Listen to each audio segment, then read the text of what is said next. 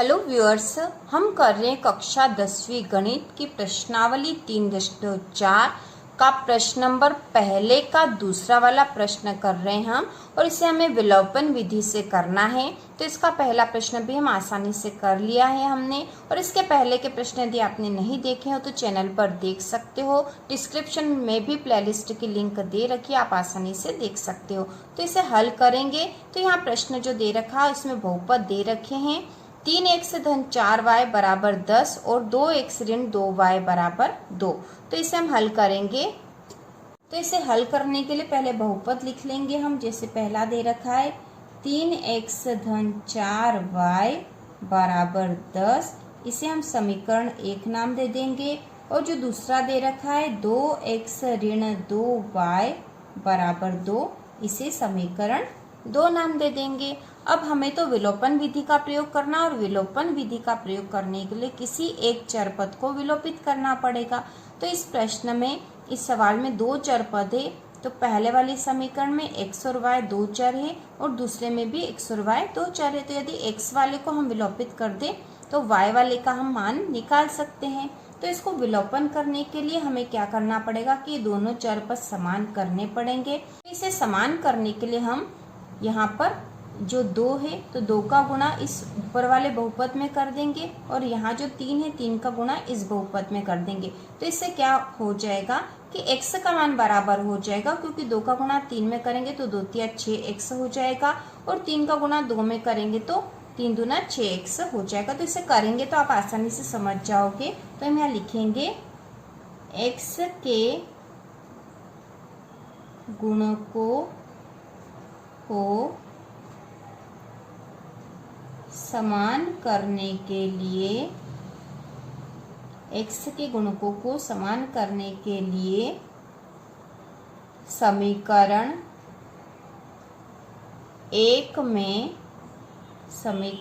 1 में किसका गुणा कर देंगे? 2 का गुणा तथा समीकरण 2 में 3 का गुणा करने पर। तो अब हम कर देते हैं। तो समीकरण 1 जो है वह है, यहाँ से लिख देंगे 3x धन 4y बराबर 10। इसमें हमें गुणा करना है 2 का, तो हमने यहाँ 2 लिख दिया है। उसी प्रकार जो दूसरी समीकरण है वह है 2x ऋण 2y बराबर 2, और इसमें हमें गुणा करना है 3 का। तो इसको गुणा करने के बाद हम जो मान आएगा वो यहीं लिख देंगे। तो 2 का गुणा करेंगे इस पूरे बहुपद में, 2 का गुणा 3 में करेंगे तो 2 तिया 6x हो जाएगा, तो 6x। उसके बाद धन 2 का गुणा 4 में करा तो 2 चौक 8, 8y बराबर 2 का गुणा 10 में करा तो 2 धाम 20। तो यह आ गई है नई समीकरण। इसे हम दे देंगे समीकरण 3 नाम। समीकरण 3 नाम दे दिया हमने इसे। अब यहाँ जो मान आएगा उससे भी हम निकालेंगे। तो 3 का गुणा 2 में करा तो 3 दूना 6x हो गया है, 6x। इसके बाद ये धन का और ये ऋण का, तो यहाँ ऋण आएगा। ठीक है, धन ऋण ऋण हो गया है यहाँ पे। और यहाँ हमने सीधा धन लिख दिया था क्योंकि ये भी धन का था और ये भी धन का था। तो यहाँ इसको ध्यान देने की आवश्यकता ही नहीं थी क्योंकि दोनों ही धन के थे, लेकिन यहाँ पे ऋण वाली थी। तो धन ऋण ऋण हो गया है। 3 का गुणा 2 में करा तो 3 दूना 6, तो 6y हो गया ये। ठीक है, 3 दूना 6y बराबर 3 दूना 6, और इसे हम समीकरण 4 नाम दे देंगे। तो अब देखो, जो हम चाहते थे कि x वाले बहुपद के जो गुणक है वो समान हो जाए, तो यहाँ हो गए हैं। ये 6x हो गया, ये 6x हो गया। इसीलिए हमने यहाँ पर समीकरण 1 में 2 का गुणा करा और समीकरण 2 में 3 का गुणा करा, क्योंकि हमें x के गुणक समान करने थे। और समान करके हम इनको घटा देंगे, और घटा देंगे तो घटाने से एक धन का और एक ऋण का हो जाएगा, तो वो विलोपित हो जाएगा। तो हम करेंगे तो आप आसानी से समझ जाओगे। तो हम यहाँ लिखेंगे, हम समीकरण 3 में से 4 को घटा देंगे, क्योंकि समीकरण 3 में यहाँ 20 आ रहे हैं, इसमें से ये 6 घट जाएंगे। तो हम यहाँ लिखेंगे समीकरण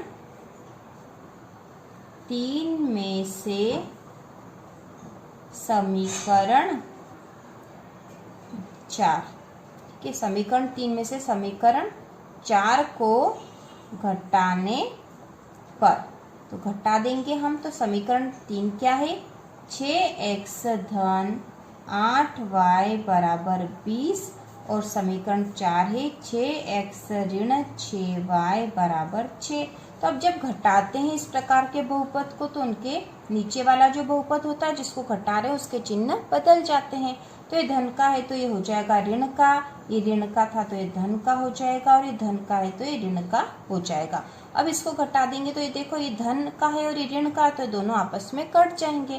तो ये धन का 6x और ऋण का 6x आपस में कट गए। अब क्या बचा है, धन का 8y और ये धन का ही 6y है, तो दोनों जुड़ जाएंगे। 8 और 6 14y हो जाएंगे, 14y बराबर, अब ये 20 धन का है और ऋण का 6 है, तो धन ऋण ऋण मतलब घट जाएंगे दोनों और चिन्ह बड़ी संख्या का आ जाएगा। तो 20 में से 6 घट गए, कम हो गए, तो बचे 14, तो हम यहाँ लिख देंगे 14। अब हम y का मान निकाल लेते हैं, ठीक है। 14y बराबर 14 हुए, तो y बराबर 14/14, तो 14 एकम 14, 14 एकम 14, तो y बराबर हो गया 1। तो हमने y का मान निकाल लिया, y बराबर 1 आ गया है। अब हम इससे x का मान भी निकाल लेंगे, तो हम y का मान लिख देते हैं हम समीकरण 1 में। तो हम लिखेंगे y का मान समीकरण 1 में रखने पर, तो y का मान हम समीकरण 1 में रख देंगे जिससे कि हमें x का भी मान आ जाए। समीकरण 1 क्या है, समीकरण 1 है 3x धन 4y बराबर 10। अब इसमें हम y का मान रख देंगे, तो y बराबर तो 1 आया है, तो हम लिख देंगे 3x धन 4 और y की जगह 1 बराबर 10। 4y मतलब 4 गुणा y है, तो 4 गुणा 1 कर दिया क्योंकि y का मान 1 आया है। तो इसको हल कर लेंगे, 3x धन 4 का 1 में गुणा करा तो 4 बराबर 10। अब यहाँ हो जाएगा 3x बराबर 10 ऋण 4, धन का 4 है, बराबर के उधर जाएगा तो ऋण का हो गया है। अब हम लिखेंगे 3x बराबर 10 में से 4 कम हुए तो बच्चा 6, और x बराबर हो जाएंगे 6/3 क्योंकि 3 इसके साथ गुणा में था तो बराबर के इधर जाएगा तो ये बट्टे में आ जाएगा।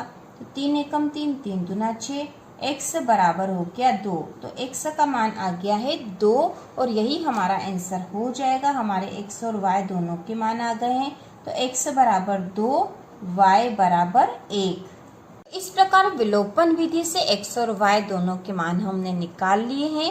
और इसी प्रकार के और वीडियो देखने के लिए कक्षा 9वीं और 10वीं की संपूर्ण तैयारी के लिए चैनल को सब्सक्राइब कीजिए।